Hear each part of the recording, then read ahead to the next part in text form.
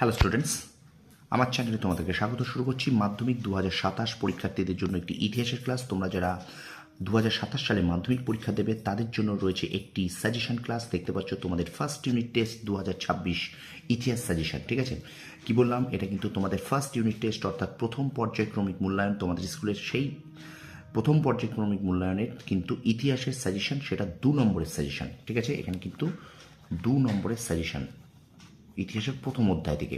ঠিক আছে, প্রথম থেকে শেষ পর্যন্ত দেখবে 2 নম্বরের প্রশ্ন। ঠিক আছে, প্রথম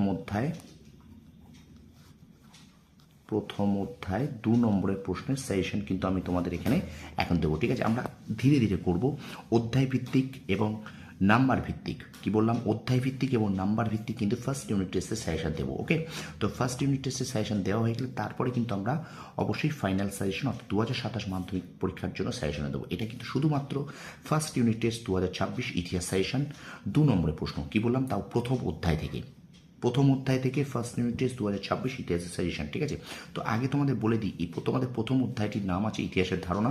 এখান থেকে 1, 2 এবং 4 নম্বরের প্রশ্ন পড়বে, 8 নম্বরে কোনো প্রশ্ন পড়বে না। কি বললাম, 1, 2 এবং 4 নম্বরের প্রশ্ন পড়বে, 8 নম্বরে কোনো প্রশ্ন কিন্তু এই অধ্যায় থেকে দেবে না। এবং এবছর তোমরা যদি প্রশ্ন দেখো, 2026 সালে যদি ইতিহাস প্রশ্ন দেখো, 4 নাম্বার থেকে কিন্তু এই অধ্যায় থেকে কোনো প্রশ্ন পড়েনি।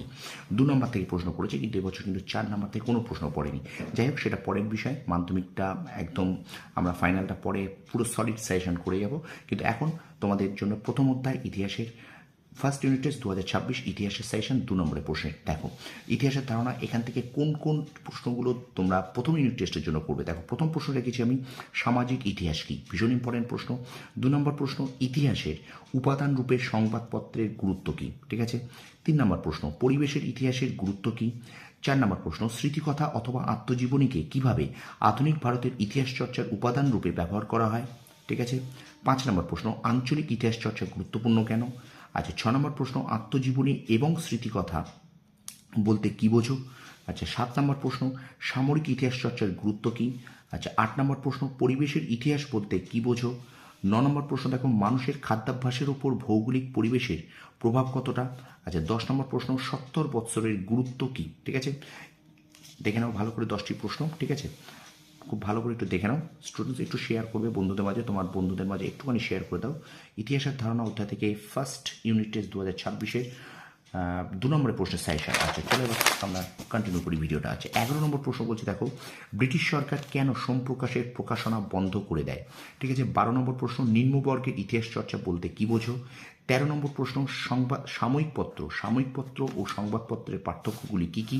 14 নম্বর প্রশ্ন আত্মজীবনী ও স্মৃতিকথার পার্থক্য কী। আচ্ছা, 15 নম্বর প্রশ্ন আধুনিক ইতিহাস চর্চায় ফটোগ্রাফি বা আলোকচিত্রের গুরুত্ব কী। এবং 16 নম্বর শেষ প্রশ্ন ইন্টারনেটের সুবিধা ও অসুবিধাগুলি কী কী। ঠিক আছে, এইগুলো 2 নম্বরের জন্য কিন্তু ভীষণ গুরুত্বপূর্ণ। ঠিক আছে, তো ইতিহাসের প্রথম অধ্যায় থেকে 2 নম্বরের জন্য এই 16টা প্রশ্ন তোমরা ফার্স্ট ইউনিট টেস্ট 2026 সালে যারা ফার্স্ট ইউনিট টেস্ট দেবে মাধ্যমিকে ক্লাস 10-এ, তো তাদের জন্য কিন্তু এটা, অর্থাৎ 2027 মাধ্যমিক পরীক্ষার্থীদের জন্য ফার্স্ট ইউনিট টেস্ট 2026-এর ইতিহাসের প্রথম অধ্যায় থেকে 2 নম্বরের সাজেশন আমি কিন্তু তোমাদের বলেছি, আমি তোমাদের অধ্যায় ভিত্তিক এবং নাম্বার ভিত্তিক সাজেশন আস্তে আস্তে দিতে থাকবো। ঠিক আছে, তো ভিডিওটা ভালো লাগলে লাইক কমেন্ট শেয়ার অবশ্যই করবে। আর আমার চ্যানেল নতুন হলে চ্যানেলটাকে সাবস্ক্রাইব করো, পাশে থাকা বেল আইকনে প্রেস করে রাখো। আর অবশ্যই এই ভিডিওটা একটু তোমার বন্ধুদের মাঝে বেশি করে শেয়ার করে দাও। নিশ্চিত তোমরা কমন পাবে, এখান থেকেই তোমাদের কিন্তু ফার্স্ট ইউনিট টেস্টে পরীক্ষায় দেবেই। ঠিক আছে, ভিডিওটা লাইক কমেন্ট শেয়ার অবশ্যই চাই। আর আমার চ্যানেল নতুন হলে অবশ্যই চ্যানেলটি সাবস্ক্রাইব করো, পাশে থাকা বেল আইকনে প্রেস করে রাখো। তোমরা সফল হও, তোমাদের সাফল্য কামনা করি। ধন্যবাদ।